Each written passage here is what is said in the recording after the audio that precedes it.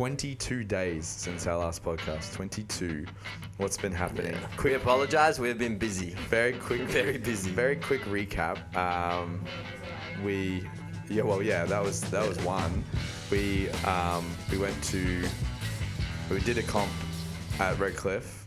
Then we did our comp here. Then Michael went to Bali.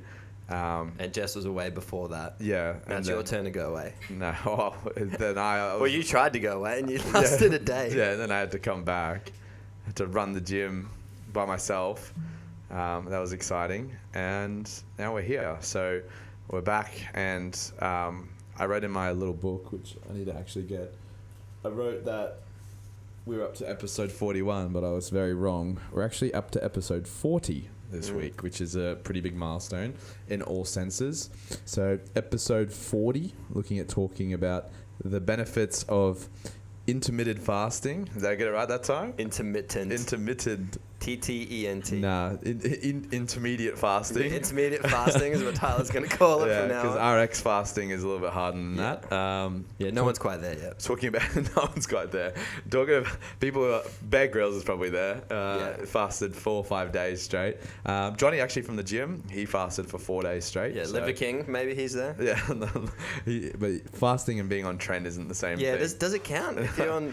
Does it give you extra power? Can you actually eat the drug? Is that does it give you sustenance? So if you're injecting stuff, is that still... Yeah, because you're technically, you're not eating though, but you're still consuming something. Yeah, it's technically missing your metabolism. But isn't it don't people have if you have a black coffee, it doesn't count, doesn't start your metabolism, but it still technically has they end up just making their own rules. Yeah, that has 2 calories in it still. It starts here, then by the time it's soda water, still has calories in it, even though it's 1, it still counts. Technically, you could eat ice because that's negative calories. Yeah, if you start eating the donut from the inside out, it doesn't count. Yeah, if I wait till exactly 1 o'clock, I can eat now. But no, it's bone broth, that's a big one. A lot of people have bone broth. They count that. Spinach, they eat spinach. Just excuses to eat food. Watermelon, cucumber, lots of things that people use. So I suppose that leads us in. What is intermittent fasting? Well, what is a fast in general? And it stems back to I guess the creation of breakfast. Breakfast stands for breaking the fast. That's what it stands for. It was actually invented by Kellogg's. They created breakfast because they said it was the most important meal of the day. You must eat breakfast. Buy my cereal. Great sales. Yeah, well, work. Everyone's like breakfast, but breakfast just stands for breaking the fast. So technically, people are like, that's not breakfast food. But I'm like, well, I'm breaking my fast so I can eat whatever I want. But it just depends on the type of day or time of day when you eat it. But I've found a list of benefits from a very biased source. So I want to read through these. So these are benefits from fasting. Mind you, the benefits, it doesn't actually state how long you have to fast for to get these benefits. It just says benefits. So there's no specific... And we'll dive into that and we'll ask some questions about that. 1 hour of fasting, you can access some of these benefits. But some of them include thinking and memory. A lot of people find that they have more focus and flow state when they're fasting, which... we'll talk about that in my own words in a little bit later. Heart health apparently improves, but I guess that maybe they're comparing that against obesity. Whether that's the fasting or the body composition shift is the question. So there's a lot of interesting things. Physical performance, they reckon that's improved. Also, it doesn't really state what physical performance is improved. Is it like strength training, endurance training? Is it sex drive? Is it how much you can, how far you can run? It doesn't really state it. It just says physical performance is improved. Reduced risk of type 2 diabetes, but that's pretty obvious.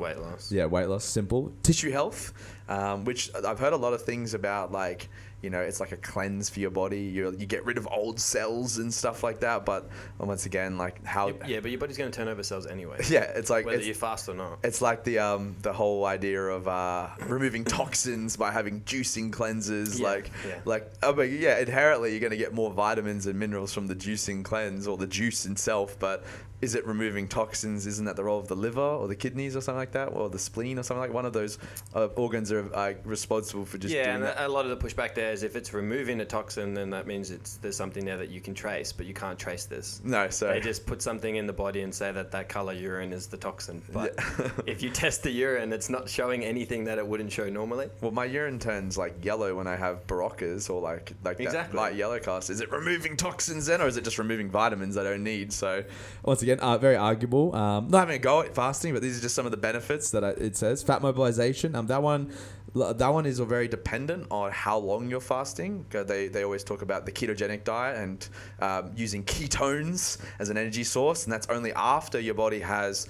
essentially removed all of its muscle glycogen. It's depleted other sources. Yeah, so it's like, oh well, now time to attack the fat stores, but then it's been proven and disproven, and so there's a lot of arguments against that one. But if you fast for a very long period of time, that becomes your new energy source, which makes sense. That's the whole reason why fat exists. Yeah, and the main thing people need to consider is like when these studies are done, they don't compare it to a conventional window, and when you do, what you'll find is when during that fasting period, right, or fasted state, you are going to be metabolizing more body fat because you don't have any other energy reserves.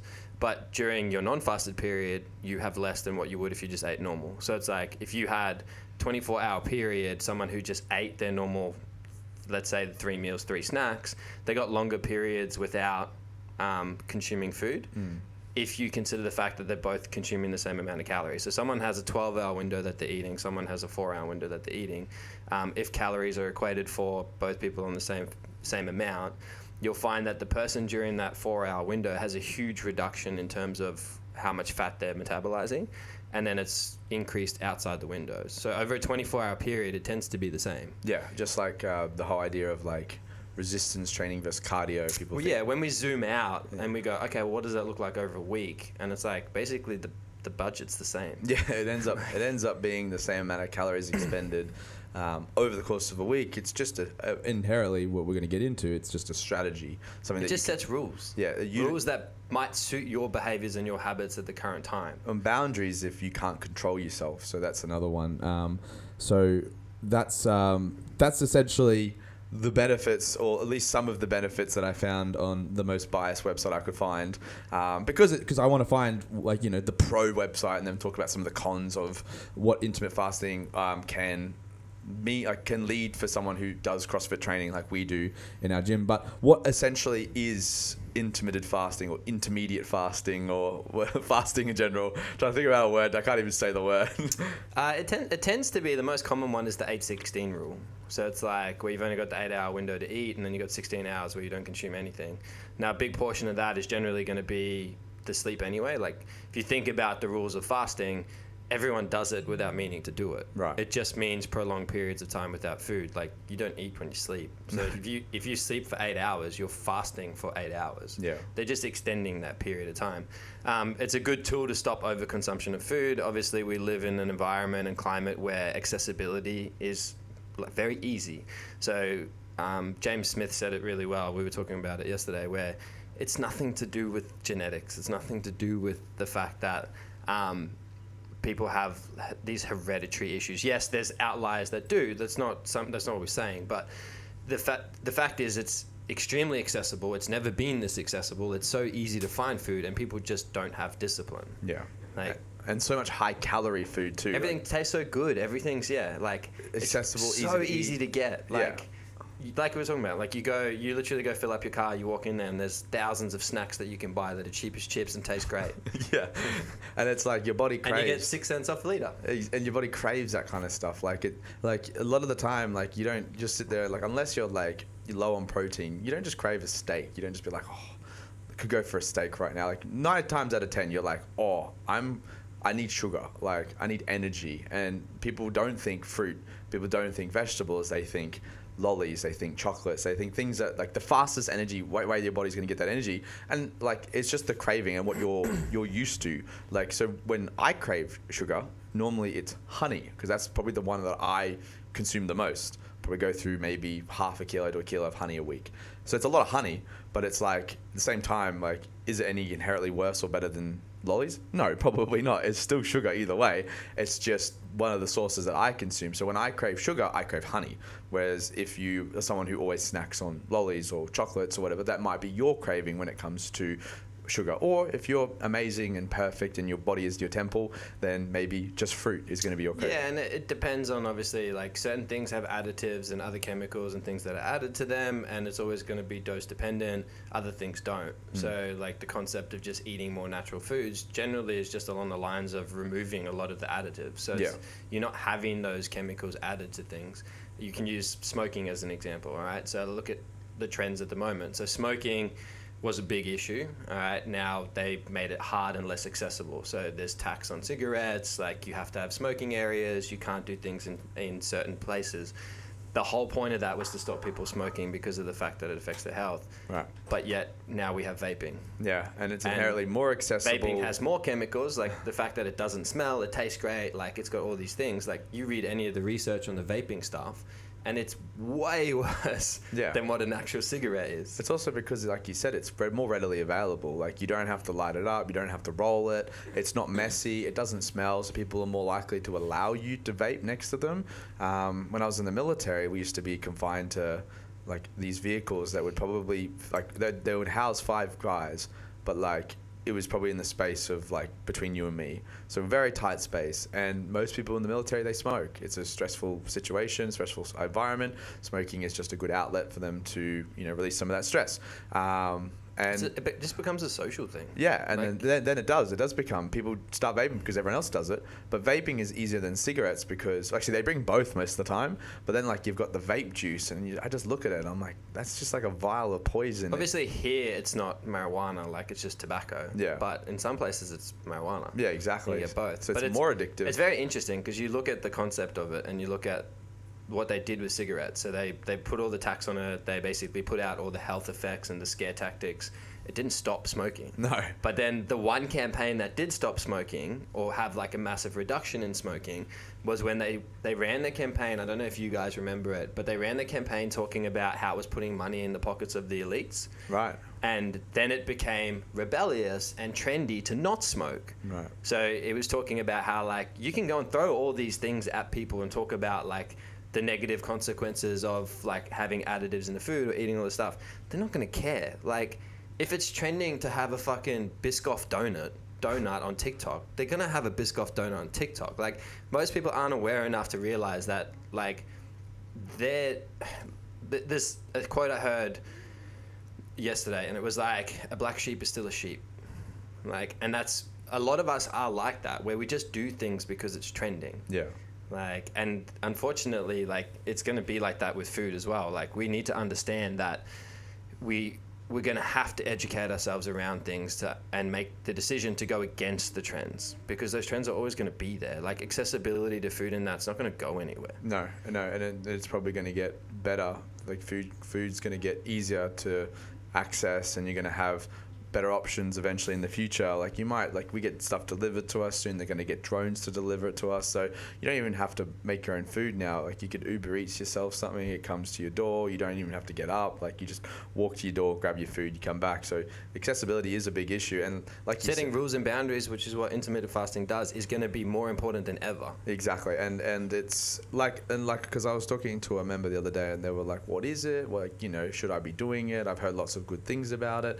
And inherently, like, my response to it is, like, what it is, what it does. Like, there's thousands of studies, lots of different, like, opinions about whether, like, it does really good things for you. But inherently, what you should at least take away from what we're talking about in this podcast is that it is just a tool for dieting. It is a tool to control yourself. It is a tool to set yourself boundaries and to make sure that if you're someone who struggles with limiting your ability to stop consuming calories when you're not hungry or when you're actually not requiring energy, it's a good way to at least give you a reason not to go to the fridge. And that's something you should take away, because it's at the end of the day, like, yeah, like, oh my God, like heart health, like reduced diabetes risk, like it all sounds good, but then there are going to be some inherent negatives to it, which is what I'm going to talk about right now. So especially for something like CrossFit is a very glycolytic sport. If you're someone who trains in the morning, so like let's say 5 a.m., 6 a.m., 9:30 even to a certain extent for our classes, those earlier classes can hurt you, especially like today's class workout, which on a Thursday for us, we do lots of cardio. A long cardio workout with no energy or even no feeling. Yeah, like, look, not many people here are elite athletes. Like most of them are just everyday gym goers who just want to get after it and get a little bit fitter, a bit stronger. Like you inherently don't really need to eat food before your session. You're going to have enough stored energy regardless to get you through the workout. But I know from my personal experience training like with no food in my stomach, haven't eaten like, the morning before, it's hard. Like you feel like fatigued, you feel sluggish, you don't feel like you have that little bit of a kick that you need to, kickstart your engine. And people then start to rely on caffeine and other stimulants to help boost them up instead of just, having an apple, having a banana or some sort of energy source prior to working out. And that can be an issue when it comes to your training performance, because then the trade-off is intensity. The trade-off is, maybe the potential volume you're able to hit if you had a little bit more energy. The trade-off is getting that new muscle, like that next level skill, like the muscle up, or performing a little bit better than you need to. You might not have that ability because you don't have enough energy to be able to perform what you need to. You're run down, you're fatigued, maybe you didn't sleep very well last night, and then on top of that you're also reducing your food intake. Like it's going to be hard. So that is just an inherent warning if you're coming into thinking that you need to intermittent fast and you know that in the morning you are someone who trains.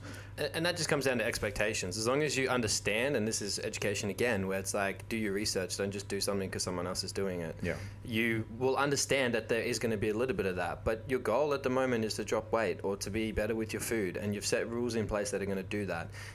You're not going to have everything. Yeah. Like, you're not going to put on muscle and not necessarily put on fat. It's just the way it works. It's normally going to be, okay, I'm trading off a little bit of something to gain a little bit of something else. Like, there's always unforeseen consequences with everything we do. Exactly. And then you just pay attention to it. At some point, it's not worth the risk reward, so you pivot.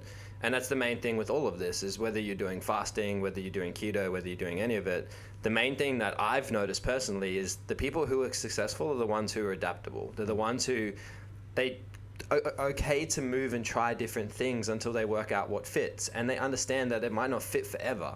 So they're in a certain job that maybe it is 9 till 5, and then all of a sudden there's a pandemic. All right, now they don't have the travel time, now they've got more time, now they're at home more, now that doesn't work for them anymore. Now they have to pivot their eating again, so they need to change things up, they need to change their training schedule.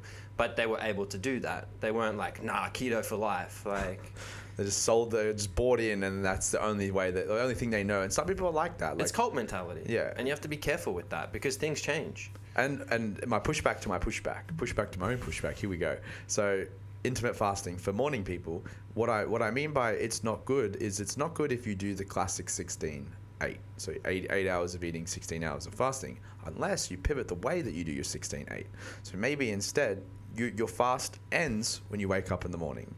You have 8-hour window from when you wake up to 8 hours after. So let's say you wake up at, I don't know, what's an easy time to think about? 8 o'clock or something like that. You're a 9:30 person. You eat your breakfast. So 8 hours after 8 o'clock, what's that? That's 4 o'clock or something like that? I can't do my maths. Anyway, 4 o'clock. So you stop eating at 4. So you have an early dinner, and then that's your eating window for the day. That's still an intermittent fasting. It's still 16-8. It's exactly the same method. You've just moved the hours forward so that it suits your lifestyle more. So then that way you can do it. If you're an afternoon person, the conventional 16-8 might actually suit you really well if you're someone who is looking at, putting some boundaries. Yeah, you don't eat till 1 or you don't eat till 12. Yeah, and you're still inherently, if you're training at 3:30, that gives your body like 2.5 hours to digest the food. The one other issue that can come in place is overeating when it gets to the time that you can actually eat. Obviously, with the restricted window, it becomes hard to overconsume calories, but getting excited that your first meal of the day is coming up and having like 2,000 calories off the bat might not be a good idea for the overall food consumption, to be able to get the food down to stop you from feeling sluggish and run down and slow. So obviously spacing out those meals in a way that allows you to get all your calories in within that short window will be key. Like nothing's worse than, you know, trying to show up to the gym and then you want to feel like you feel so sick. You're like, oh, I'm going to vomit. And then the workout's got like echo bike to start and you're like, oh, this is going to be rough. You're like, or you're just burping or farting or like both at the same time. So, and then that's the other side of it too, is like the overconsumption of protein in a meal. And like there's studies proving that, you know, that your body can absorb much more than just 30 grams of protein at a singular time. It's just like a drip effect where it'll kind of absorb the first 30 pretty relatively quick, and then over the course of the day it will absorb the rest as you go. But the thing you come into is the overconsumption of protein in one go. Like if you're consuming like 80 grams of protein for your first meal, you're going to get the protein farts. You're going to be gassy. Yeah, you're going to feel full and sluggish, and it's going to be hard to train. That's what I mean. So that could be a downside for some people if you do have a bigger protein number. If your double body weight ends up being 200 grams a day and you've got to consume a third of your protein in your first meal, that is something that you inherently might come up against. Like, and you might not fast every day. No, exactly. That's what people don't talk about. Is it's like you might end up doing a hybrid approach. Like on the weekend you don't fast. Yeah. Or on the weekend you do, but during the week you don't. Yeah, exactly. It doesn't have to be every day of the week. Yeah, no one's schedule is exactly the same every day. Like that's it. And then that's like, even if it's off topic, that's kind of like the 75 hard. But I hear people, oh, I'm doing the 75 hard, and I'm like, two things. One, like it is definitely hard for someone who has no habits right now to start doing something that has 5 habits off the bat. Taking photos every day, training twice every day, like reading a book before bed. Like these things are inherently quite challenging if you don't do any of them off the bat. But the thing is, it's just like intermittent fasting. It's a habit change. Like you're changing and you're adding a habit. So you might struggle the first couple of weeks. Maybe you should start with a smaller window. So instead of doing straight off the bat 16-8, so having 8 hours of eating, maybe you go something like 14-10, or you know, like 12-12 even, and then start reducing that window as you become more experienced. A lot of people just go head on in, like CrossFit, 6-7 classes a week for the first month. They either overdo themselves, they burn out, or they injure themselves because they're just not used to that like lifestyle shift, that training shift. So that's just something to consider when you're looking at something like intermittent fasting or any lifestyle change. And it's very interesting, like analyzing the behaviors of most people that go into any of these things, where it's like it's very short-sighted. I mean, we look at like success, and what's the biggest driver of success? It's going to be consistency over a prolonged period of time. So it's people that just do it all the time for a very long period of time who end up being successful. Right. Obviously you have outliers, but that's the main dictator of success. Like, are you turning up to work every day for 10 years straight, like in the same job? You're probably not going to be in the same position, like especially if you're working hard and you have the intent to grow, like you'll get there. Yeah. And it's like, but when people do these things like 75 hard or intermittent fasting, things like that, at no point do they have the conversation where they're like, this is a long-term thing. Yeah. Like, I'm going to learn these habits for life. Yeah. Or I'm going to do this so it's sustainable and I can do it forever. And I feel like that's where most people fall short. Yeah. It's why it just becomes so overwhelming, because they're not setting the right expectations going into it. All these things are just set up for like almost little distractions, like almost like little key parts of the year where you get like this little dopamine hit or this little challenge, but you forget that you are trying to do it you're trying to get something out of it that you can take away forever. Yeah. And that's what you should be going into it with. Yeah, you're literally going to a hardware store and buying a tool, putting in your tool belt. Like, okay, I did intermittent fasting for like 3 months. You know, awesome. Like, let's add an example. Awesome. So I've got experience now. Yeah, learn as much as you can about it. Like, what worked, what didn't work. How'd your body respond? What kind of foods did you find eating directly after your window like opened that kind of made you feel good, that didn't make you feel great? Like, it's the same thing as anything, starting something new. Like, make notes, keep this in mind, and then, you know, maybe 6 months later, you know, Christmas is finished, like New Year's, excellent. Like, you put a little bit of weight on over Christmas. Okay, I want to start intermittent fasting again. Like, what did you do last time that worked? You can just kind of pick up where you left off. You've got that habit ingrained. You remember how you felt, like you've got that experience, and you can like lean on that to allow you to, you know, I guess be more successful second time around. You've already made the mistakes time number one. Like now you're probably got a bit of a clearer path. The same as like, you know, tracking calories, meal planning, all that stuff, meal preps. Like they're all the same process. Once you've done it once, you know what works, what doesn't work. You don't need to go through that phase again, which is excellent. It's like, and the cool thing about it is like you're learning. So like you're training your brain by doing that, by actually being present and trying to have these things to take away. I don't know if you've seen the Alzheimer's stuff, but people that learn multiple languages are less likely to have it. Yeah. Wow. So it's like if it's hereditary or genetic, they'll say to someone, go learn another language. And it's just training your brain. Yeah. So it's like this concept of like, oh, well, I don't have time to learn this, or I don't have time to do all these things. It's the same as saying like, I don't have time to train. Yeah. You're literally saying you don't have time to look after your brain. It's just like, what are you willing to make time for? Yeah. And it's like not that you don't have time. We all have the same amount of time in the same amount, in the same days. Some people just do more with their time. Exactly. Or like they just make those windows. They don't make the excuses. They are more consistent. And last thing I was going to say onto is maybe, find a reason why you are deciding to intermittent fast, or like why you need to control your eating. Like have a strong reason, because if you don't have a reason why, we were talking about the other day, it's like, when you start lacking willpower or motivation, it's because your reason why isn't strong enough to give you that willpower and that motivation. Inherently, it comes from the intrinsic motivation. There's very,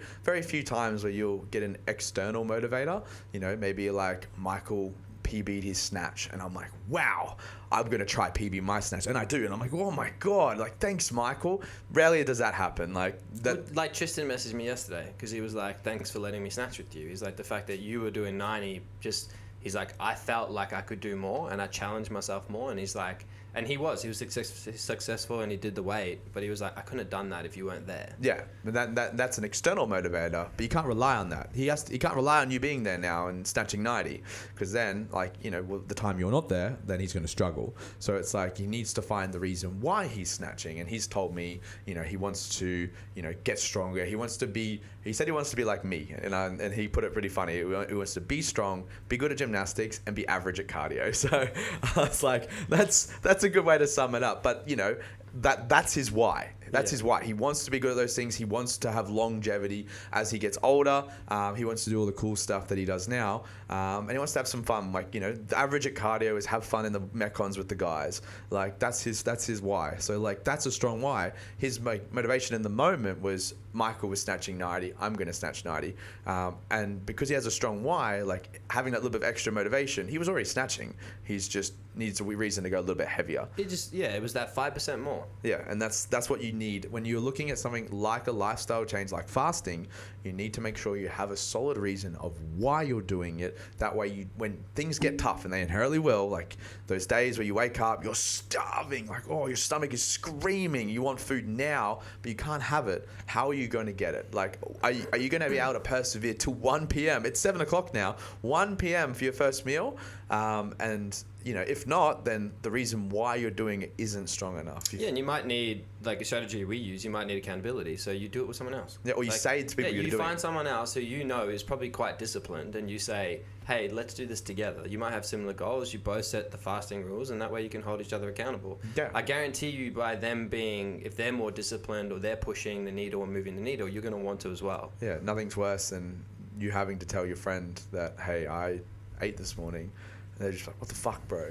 Like, I was starving, but I because I thought you weren't going to eat, I didn't eat, and then you inherently feel like you let them down. So you're like, no, tomorrow I'm going to do it better. Like, I'm going to make sure I don't let them down this time. So like you said, accountability. It's like thoughts become your words, words become your actions, actions is the way you dictate your life. So if you think that this is too hard. The perception is projection. Yeah, exactly. If you perceive yourself as weak, you're going to act like that. Exactly. Or if something's hurting, doesn't it hurt more when you think about it's hurting? Or if something hot, if it's hot outside, isn't it hotter when you're saying that and thinking that? It's just those things. Like, you just need to have that self accountability. So, and training your thoughts is part of being intelligent. Yeah. Like, teaching yourself how to control your thoughts it's important. People need to do it. Exactly. And I think that's a good spot to round off our podcast about fasting. If you're looking at trying fasting, obviously keep those things in mind. Normally fasting runs for 16 hours of fasting, 8 hours of eating.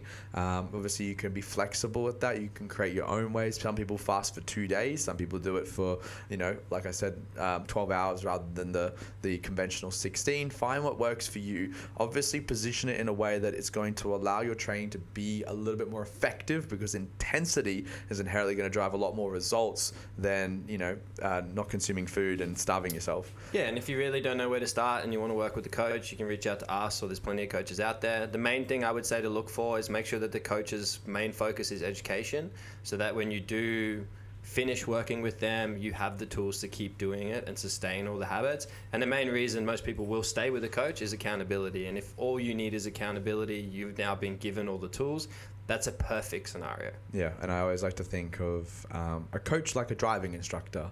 You know, you sit down next to them, they teach you everything you need to know to be able to get your license. When you get your license, you are fully educated and you move on. And if you want to upgrade or, you know, get your advanced driving course, you go back to the driving instructor and learn that. But you don't stay with them and let them hold your hand forever, because, you know, you don't go back and see your driving instructor just for a quick checkup on your driving. No one does that. Like, people should do that, but no one does that.